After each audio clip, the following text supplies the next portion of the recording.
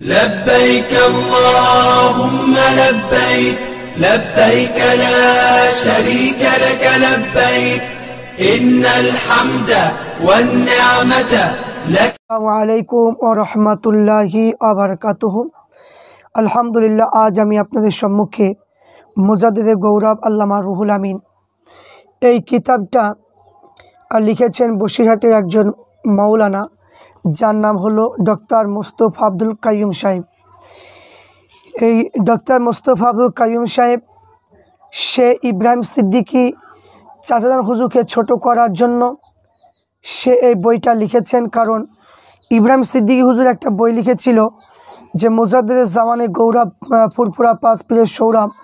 এই বইয়ে তিনি শর্ট প্রশ্ন এবং উত্তর দিয়েছিলেন, আর সেই জিনিসটাকে এই ডক্টর মোস্তফা কাইয়ুম সাহেব সে বিস্তারিত আলোচনা করতে গিয়ে নিজেই ভুল করেছে, অপরে একটা ভুল ধরতে গিয়ে নিজেই ভুল করেছে। তো আমি আপনাদের সম্মুখে বলবো যে মোস্তফা যে আব্দুল কাইয়ুম সাহেব যে ডক্টর করেছেন আল্লামা রুহুল আমিন হুজুরের নামে ডক্টর করেছে শুনেছি, কিন্তু এত যে তিনি মিথ্যাচার করেছে, ইব্রাহিম সিদ্দিকী হুজুরকে অপমান করতে গিয়ে তিনি যে নিজেই মিথ্যাচার করেছে তার জলজান্ত প্রমাণ কিতাব থেকেই পাওয়া যাচ্ছে। তো আমি আপনাদেরকে বলবো যে আমি কারো গিল্লা গিবত করার জন্য বসিনি, আমি সঠিকটা তুলে দেওয়ার জন্য বলছি। যে অন্যায় করবে আর যে দাদা হুজুরকে এবং আল্লামা রুহুল আমিন হুজুরকে নিয়ে বা ফুরফুরা সিলসিলার আল্লাহর ওলিদের বিরুদ্ধে যে কথাই বলুক না কেন, পীর সাহেবই হোক আর কোনো মুফতি সাহেব হোক আর কোনো আলিমই হোক, যে সম্প্রদায়ের মানুষ হোক, যেই কিতাব লিখবে বা যেই বলবে তার বিরুদ্ধেই কথা বলবো। আপনারা যারা কমেন্ট বক্সে লিখছেন প্রত্যেককে বলবো যে এটা আপনাদেরও দায়িত্ব, যে কারণ যারা দাদা হুজুরকে ভালোবাসেন, আল্লামা রুহুল আমিন হুজুরকে ভালোবাসেন, তাই তিনি সঠিকটা একটু তুলে ধরা এটা প্রত্যেকের কর্তব্য। তা আসুন আমরা আজকে আলোচনা করব যে এখানে ইব্রাহিম সিদ্দিকী চাচাজান হুজুর যেটা লিখেছেন যে বড় মাওলানা কে ছিলেন, এক নম্বর। দ্বিতীয়, কে বড় মাওলানা নামে বিখ্যাত, এবং আর একটা কি লিখেছেন যে মুজাদ্দিদুজ্জামানের সময়কালে বড় মাওলানা কাকে বলা হতো। তাহলে এখানে প্রশ্নের মধ্যে বলা হয়নি যে আবু বকর সিদ্দিক রহমাতুল্লাহ আলাইহি তিনি কাকে বড় মাওলানা বলেছেন, এটা কিন্তু বলেনি। বলেছে যে যে বড় মাওলানা কে ছিলেন বা কে বড় মাওলানা নামে বিখ্যাত, এই সম্পর্কে বলা হয়েছে। তো আমি আপনাদের সম্মুখে বলবো যে ইব্রাহিম সিদ্দিকী হুজুর যে উত্তরটা দিয়েছেন যে গোলাম সালমানি আব্বাসী রহমাতুল্লাহ আলাইহি, যে গোলাম সালমান আব্বাসী রহমাতুল্লাহ আলাইহি তিনি যে উত্তরটা দিয়েছে এটাই দিয়েছে সঠিক।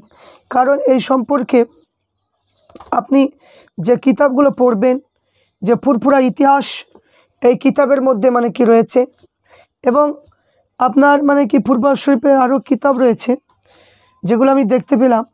তারপরে দাদা হুজুরের জীবনে এই কিতাবটার মধ্যে আছে, পড়ে দেখে নেবেন। তারপরে এখানে যে ফুরফুরা শরীফের ইতিবৃত্ত এই কিতাবের মধ্যেও কিন্তু প্রমাণ রয়েছে। তাহলে আমরা এখান থেকে বুঝতে পারলাম যে ইব্রাহিম সিদ্দিকী চাচাজান হুজুর যেটা বলেছে যে গোলাম সালমানি আব্বাসী সাহেব রহমাতুল্লাহ তিনি ছিলেন বড় মাওলানা, এখানে এটাই হচ্ছে সঠিক।